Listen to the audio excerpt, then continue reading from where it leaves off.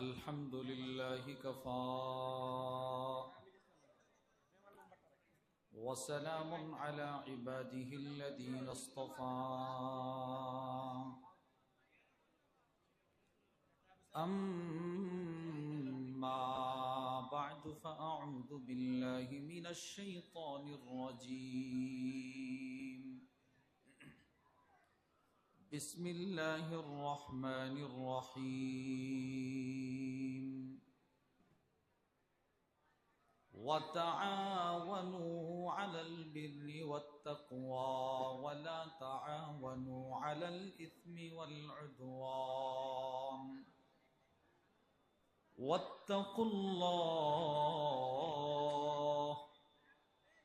إن الله شديد العقاب صدق الله العظيم সবাই পড়েন আল্লাহুম্মা সাল্লি আলা মুহাম্মাদিন ওয়া আলা আলি মুহাম্মাদ কামা সাল্লাইতা আলা ইব্রাহিম ওয়া আলা আলি ইব্রাহিম ইন্নাকা হামিদুম মাজিদ اللهم بارك على محمد وعلى آل محمد كما باركت على إبراهيم وعلى آل إبراهيم إنك حميد مجيد الحمد لله পীরে কামেল হযরত সৈয়দ বশারত আলী রহিমাহুল্লাহর স্মরণে ভাড়েরা পীরের বাড়ি দরগাহ শরীফ এর ৪৬তম বার্ষিক ইজালে সাওয়াব ও ওয়াজ মাহফিলের মুহতারাম সদর সভাপতি মণ্ডলী, উপস্থিত হযরত উলামায়ে কেরাম, দূরদূরান্ত থেকে আগত কালিমায়ে তাইয়্যিবার সোনালী সুতায় গ্রথিত ধর্মপ্রাণ মুসলমান ভাইরা, পর্দার আড়ালের মা বোনেরা, আল্লাহ রাব্বুল আলামিনের দরবারে অসংখ্য অগণিত শুকর যে আল্লাহ আমাদেরকে অত্যন্ত ভালোবেসে দ্বীনের এই মজমায় আসার বসার তৌফিক দান করেছেন। এজন্য আমরা সকলেই দিল থেকে শুকরগুজার হয়ে পড়ি আলহামদুলিল্লাহ। আপনারা কথা বলা বন্ধ করলে আর যদি আপনারা অনুমতি দেন তাহলে আমি কিছু কথা বলবো। আর আগে আপনাদের কথা শেষ করেন, এরপরে আমি কিছু কথা বলবো। যে সমস্ত ভাইয়েরা বাম দিকে দাঁড়িয়ে আছেন, জায়গা আছে, আপনারা বসে পড়েন, মেহরবানি করে বসে পড়েন। ইমাম মালিক রহিমাহুল্লাহ নবীজির হাদিস পড়াচ্ছিলেন। ওনার জীবনীতে লেখা আছে একটা ভিমরুল ওনার কাপড়ের নিচ দিয়ে ঢুইকা ওনারে আঘাত করতেছে। উনি শুধুই মাত্র চেহারাটাকে একটু নড়াচড়া করে, আর কিছুই বলে না। দীর্ঘ সময় হাদিস পড়ানোর পর ছাত্রদেরকে বলতেছে, দেখো তো আমার পিঠে কি হয়েছে। তো ছাত্ররা জুব্বা উপরে উঠায় দেখে ভিমরুল আঘাত করতে করতে ওনার পিঠ থেকে রক্ত প্রবাহিত স্রোত পড়তেছে। তো ছাত্ররা বলে, হুজুর আপনি আমাদেরকে কেন বললেন না? ওই সময় বলতেন। তো ইমাম মালিক বলে, আমি শুধুই মাত্র নবীজির হাদিসের সম্মানার্থে একটুও নড়াচড়া করি নাই। আমি রসুলের হাদিস বন্ধ করে শুধু এই কথাটা বলবো, দেখো তো আমার পিঠে কি, এতেও যদি আমার নবীর হাদিসের অপমান হয়। এজন্য আমি কিছুই বলি নাই। এজন্য আমি বলছি আর কি, আপনারা কথা বলো বন্ধ করলে এরপরে আমি কিছু কথা বলবো। তো আমি হাদিস বলবো, আপনারা যদি কথা বলেন তো হাদিসের অসম্মান হবে, কোরআনের আয়াতের অসম্মান হবে। একজন আলোচকের পরে আর একজন আলোচক স্টেজে আসলে এর মাঝখানে কিছু কথাবার্তা হয়, কিন্তু যখন আলোচনা শুরু হয়ে যাবে তো মেহেরবানি করে আমরা একটু খামোশের সাথে শোনার চেষ্টা করব। বলেন ইনশাআল্লাহ। আলহামদুলিল্লাহ, অনেক বড় বড় উলামা ইকরাম অল্প কিছুক্ষণের ভিতরেই আমার শ্রদ্ধা ভাজন বড় ভাই হযরত মাওলানা আনিসুর রহমান আশরাফি হাফিজাহুল্লাহ হযরত চলে আসবেন। হযরত মাওলানা শরীফুজ্জামান রাজীবপুরী হাফিজাহুল্লাহ খুব কাছাকাছি চলে আসবেন। তো এটা আপনাদের সাআদাত যে একই রাত্রি এত উলামা ইকরাম আপনারা পাইছেন। কিছু নেওয়ার চেষ্টা করা, কিছু শেখার চেষ্টা করা। আল্লাহ আমাদের সকলকে তৌফিক দান করেন। প্রিয় ভাইয়েরা আমার, আমি আপনাদের সামনে কোরআনুল করিমের একখানা আয়াতে কারিমা, আল্লাহ রব্বুল আলামিনের দয়া তার অনুগ্রহে আমার তেলাওয়াত করার সৌভাগ্য হয়েছে, আপনাদেরও শ্রবণ করার সৌভাগ্য হয়েছে। এই আয়াতে কারিমার অংশকে সামনে নিয়েই কোরআন হাদিসের আলোকে গুরুত্বপূর্ণ একটি বিষয়ে কিছু কথা বলার আশা রাখি। ওয়ামা তৌফিকি ইল্লা বিল্লাহ। আল্লাহ রব্বুল আলামিন বলনেওয়ালা শ্রবণ করনেওয়ালা উভয়কে আমল ইখলাসের সাথে বলার শ্রবণ করার তৌফিক দান করেন, বলেন আমিন। আমার পঠিত আয়াতের ভেতরে আল্লাহ পাক যেই বিষয়টার প্রতি দিক নির্দেশনা দিয়েছেন সেটি হলো পরস্পর একে অপরকে সহযোগিতা করা, একজন আরেকজনকে সহযোগিতা করা। পরস্পর সহযোগিতা করা ছাড়া কোনো ফ্যামিলি শান্তিতে বসবাস করতে পারে না। একে অপরকে সহযোগিতা করা ছাড়া কোনো সমাজ আদর্শ সমাজ হতে পারে না, কোনো রাষ্ট্র ভালো রাষ্ট্র পরিণত হতে পারে না। ইসলামের গুরুত্বপূর্ণ একটি ইবাদত হলো একে অপরকে সহযোগিতা করা।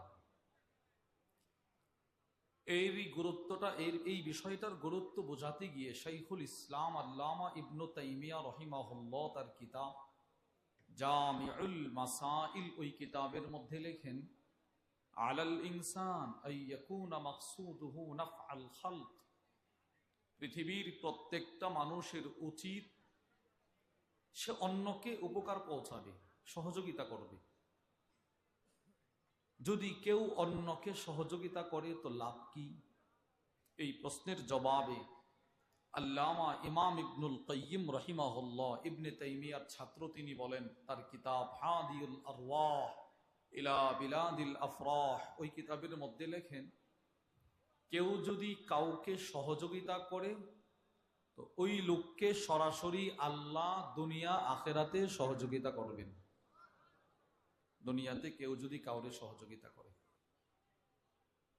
তাহলে আমরা এই দুইজন বুজুর্গের বক্তব্য থেকে বুঝতে পারলাম বিষয়টার গুরুত্ব আছে। এর গুরুত্ব বুঝাতে গিয়ে আল্লাহ পাক কোরআনুল কারীমের মধ্যে বলেন, বিসমিল্লাহির রহমানির রহিম, ওয়া আহসিনু ইন্নাল্লাহা ইউহিব্বুল মুহসিনিন। আল্লাহ রাব্বুল আলামিন বলেন, তোমরা ইহসান করো, ইহসান দয়া করো। যারা দয়া করে এদেরকে সরাসরি আল্লাহ ভালোবাসেন। সুবহানাল্লাহ। বলেন, যারা ইহসান করে এদেরকে ভালোবাসে কে?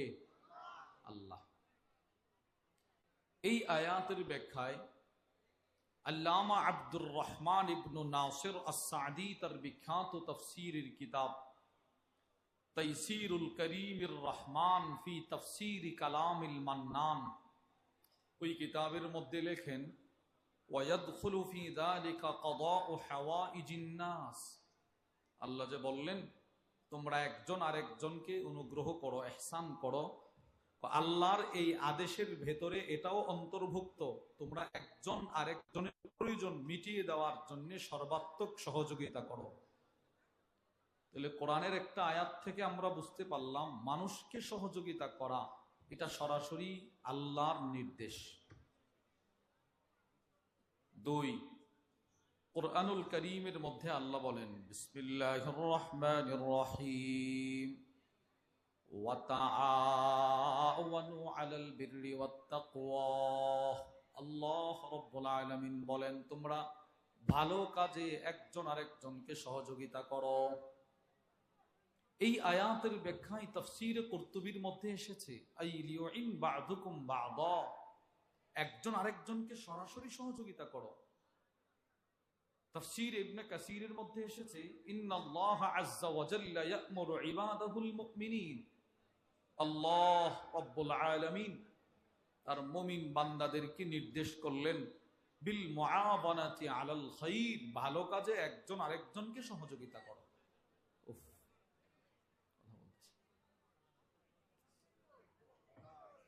তো দুইটা আয়াত থেকে আমরা বুঝতে পারলাম মানুষকে সহযোগিতা করা এটা সরাসরি আল্লাহর আদেশ। এবার আমরা হাদিস থেকে বুঝবো। সহিহ আত-তারগীব ওয়াত তারহীবের বর্ণনা, وعن عبد الله بن عمر رضي الله تعالى عنهما قال, হযরত আব্দুল্লাহ ইবনে উমর রাদিয়াল্লাহু তাআলা আনহুমা থেকে বর্ণিত, তিনি বলেন, قال رسول الله صلى الله عليه وسلم, আল্লাহর রাসূল বলেন, আহাব্বুন নাস ইলাল্লাহ আনফাউহুম লিন-নাস। নবীজি সাল্লাল্লাহু আলাইহি ওয়াসাল্লাম ইরশাদ করেন, মানুষের মধ্যে ওই মানুষটা আল্লাহর কাছে সবচেয়ে প্রিয় দুনিয়াতে যে মানুষকে বেশি সহযোগিতা করে, উপকার পৌঁছায়, সে আল্লাহর কাছে সবচেয়ে প্রিয়। 2, সিলসিলাতুল আহাদিসিস সহিহার বর্ণনা, وعن أبي هريرة رضي الله تعالى عنه قال, হযরত আবু হুরায়রা রাদিয়াল্লাহু তাআলা আনহু থেকে বর্ণিত, তিনি বলেন, قال رسول الله صلى الله عليه وسلم, নবীজি সাল্লাল্লাহু আলাইহি ওয়াসাল্লাম ইরশাদ করেন, খায়রুন নাস, ওই মানুষটা সর্বশ্রেষ্ঠ, আনফাউহুম লিন-নাস, যে অন্যকে উপকার পৌঁছায়, সহযোগিতা করে। দুইটা হাদিস বলছে, আল্লাহর কাছে সবচেয়ে প্রিয় ওই মানুষ যে দুনিয়াতে মানুষকে বেশি সহযোগিতা করে, মানুষের মধ্যে সর্বশ্রেষ্ঠ ওই মানুষ যে মানুষকে বেশি সহযোগিতা করে। 3, মানুষকে সহযোগিতা করা এটা সরাসরি আমার নবীজির সিফত ছিল। সুবহানাল্লাহ বলেন। সরাসরি নবীজির সিফত। বুখারী শরীফের 3 নম্বর হাদিসের বর্ণনায় আসছে, রাসূলুল্লাহ সাল্লাল্লাহু আলাইহি ওয়াসাল্লামের উপর যখন ওহী নাজিল হওয়া শুরু হলো, নবীজি অসুস্থ হয়ে গেলেন, থরথর করে রাসূলের শরীর কাঁপতেছিল। আসছে আম্মাজান খাদিজাতুল কুবরার ঘরে, এসে বলে, আমারে চাদর দ্বারা ঢেকে দাও, খাশিতু আলা নাফসি, কেমন অস্থির আমার শরীরটা, অসুস্থ। আম্মাজান খাদিজাতুল কুবরা নবীকে সান্ত্বনা দিতে গিয়ে বলেছিল, ইয়া রাসূল আল্লাহ, আল্লাহ আপনাকে কষ্ট দিবে না, অপমান করবে না, কেন? তুঈনু আলা নওয়াইবিল হক, আপনি না মানুষকে সহযোগিতা করেন। সুবহানাল্লাহ বলেন না। আপনি না পড়োশীকে সহযোগিতা করেন, প্রতিবেশীকে সহযোগিতা করেন। নবীজি মানুষকে সহযোগিতা করতেন, নবীজির সিফত। হযরত জাবির ইবনে আব্দুল্লাহ রাসূলের ব্যাপারে বলেন, রাসূলের গোটা জিন্দেগিতে নবীজি জীবনে কাউকে বলে নাই, আমারে মাফ করো, আমার কাছে নাই, আমাকে মাফ করো, আমার কাছে নাই। এই শব্দটা রাসূলের জিন্দেগিতে নাই। বুঝে নাই? নবীজি জীবনেও কোনো ফকির অসহায়কে বলে নাই, আমার কাছে নাই, মাফ করো। মুসলিম শরীফের বর্ণনা, وعن جابر بن عبد الله رضي الله تعالى عنهما قال, হযরত জাবির থেকে বর্ণিত, তিনি বলেন, মাসুইলা রাসূলুল্লাহ সাল্লাল্লাহু আলাইহি ওয়াসাল্লাম শাইআন ফাকাল লা, হযরত জাবির বলেন, আল্লাহর রাসূলের কাছে কেউ কিছু চাইলে নবীজি কখনো বলতেন না আমার কাছে নাই। নাই শব্দ নবীজির জিন্দেগিতে নাই। এর মানে যখন যে যা চাইতো রাসূল তখন সেটা দিয়ে দিত।